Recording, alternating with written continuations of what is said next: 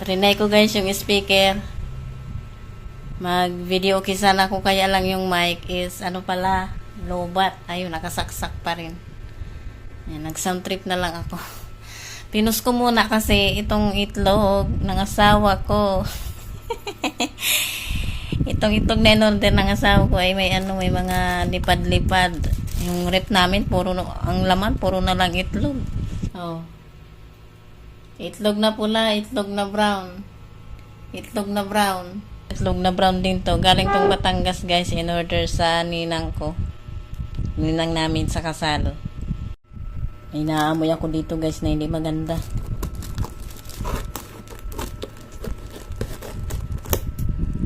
Kaya siguro may lipad-lipad.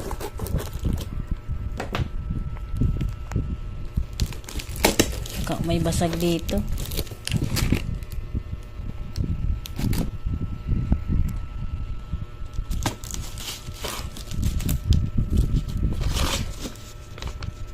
Ayun, may basag nga. Basag ba yun? Kuha muna ako nalalagyan. Diyan ko muna ilagay. Umaalingasaw na ang amoy. Jumbo size to eh. Lapit-lapit ko baga mabutas na naman ang kamay ko.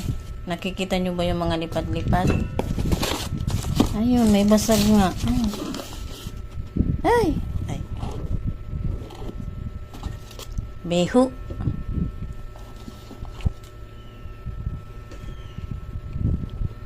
Sayang, hindi nagapan. Ang beho.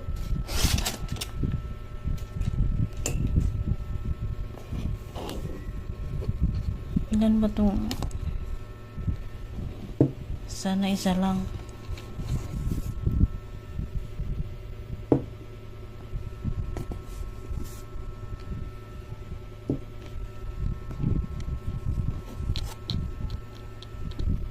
Lumigid pa tong isa.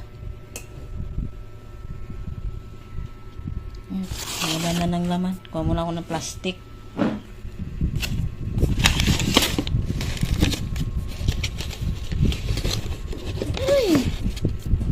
Wait nga lang. Yun guys, so sa ilalim. Ito na yung iba. Yung utot ko magiging amoy nito. Kaya pala iba na ang amoy. Ayan, tapos na guys. Ayan, wala nang laman. Siyempre, dispose na natin to. Kasi hindi nakaaya-aya ang ang aroma.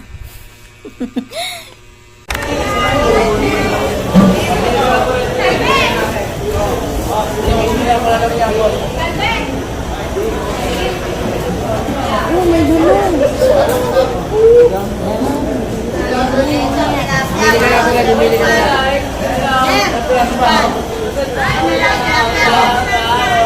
Hindi niya ako kaya.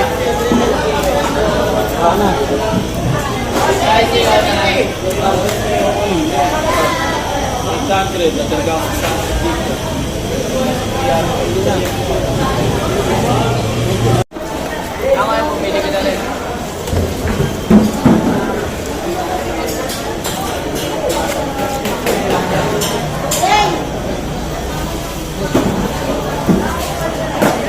Hi guys, kakawin lang namin ng asawa ko sa galing sa yung sa Rosario sa may Pandawan, ng isda ng madaling araw habang siya ay maglilinis. Ako naman ay magtitimpla ng kape kasi nilamig na. Wait lang. Barako to guys, oh.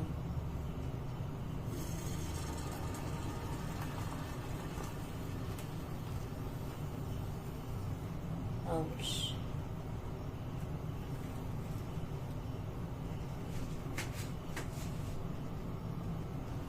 Di pa ako tapos guys dito.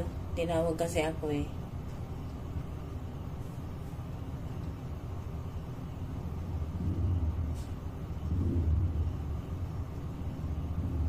Bili kami ng pandesal. Bago dyan sa labas.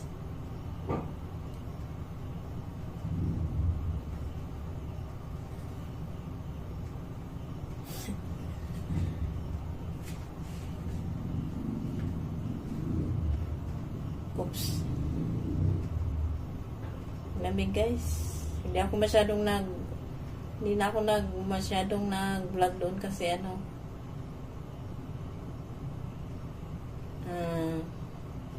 wala lang. Lalagyan ko to ng asukal pero tag-isang kutsara lang kami.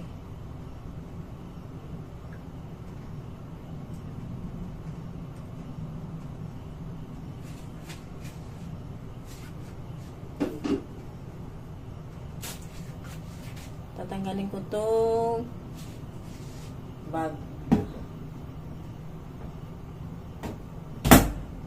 Ilang timpla to kasi pag ganito bang kape nyo guys, ilang timpla nyo?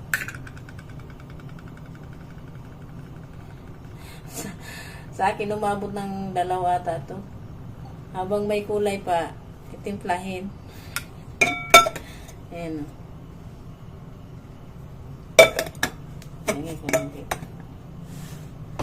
Ito, pinasok na kasi hindi naman to lilinisin Wala masyadong lilinisin pala. Ayan. Ito yung salmon, ito yung dulong. Dami 1 kilo. Magkikilaw daw siya nito. Ito lang yung gagamitin kong kutsara.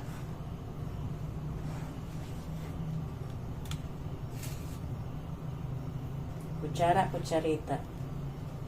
Ayan. Tama na yung malasan lang yung tamis.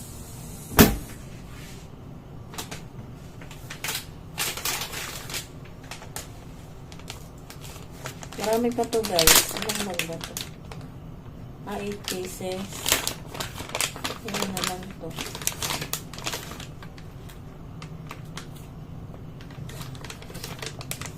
4 pieces na lang pala to. 4 bag.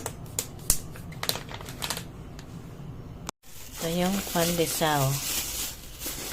Mainit-init pang pandesal. Ayan yung kape.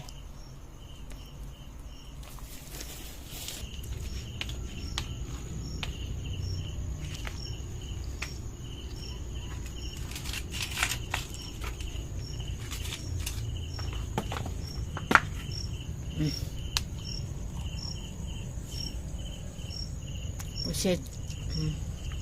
Tilapia bangus at tulingan.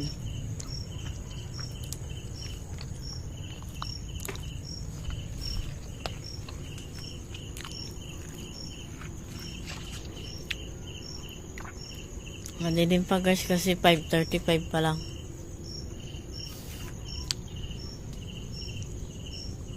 Habang siya ay naglilinis, ako naman ay sasampay ito. Minalnawan ko yan kagabi. Ayan, tumunog na naman.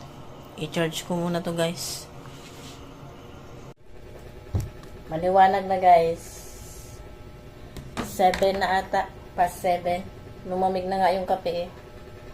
And ito rin yung dulong nakikilawin ng asawa ko. Masyado kasing marami yung nabili. Hindi kasi pwede yung kalahati lang. Tinanong ko yung nagtitinda kung pwede, hindi daw. So, 1 kilo yun. 240. Ginto, di ba? Pero maganda maano pa kasi to ay masariwa. Masariwa? Ayan. Yung iba kasi dun is medyo dilaw na. Nagkahepa na. Nalinis na din yung ibang yung ibang isda. Nandun na sa freezer. Oh. Ayun pa.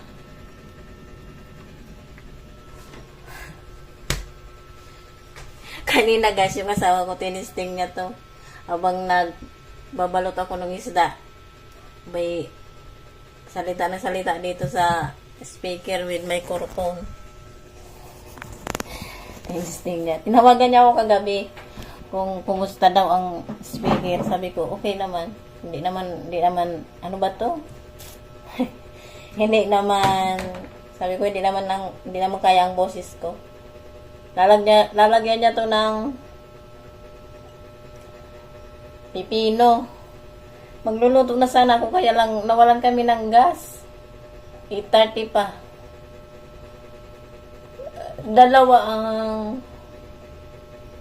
Dalawa ang pinagtanungan ko na gas. Yung isa kasi 880. Yung isa naman 820. Antayin ko na lang yung alas 8. Kasi mura. Kapag may choice, doon tayo sa may choice. Ano daw? So, yun. Magluluto sana ako nung pusit. Adobohin daw. Yun nga. Hindi ako makapagluto kasi walang gas. Antayin ko na lang. 30 minutes. Mga 1 hour pa. Yung asawa ko umalis. Bumili ng bigas. Inaantok na ako. Alas 3 siya guys nag-alarm eh. So, biyahe na kami agad. Hindi niya kinaya na pagkawin niya ng alas 10 lalarga. Hindi niya kaya ata. So, natulog na muna. Tapos nag-alarm siya ng alas 3. So, yun.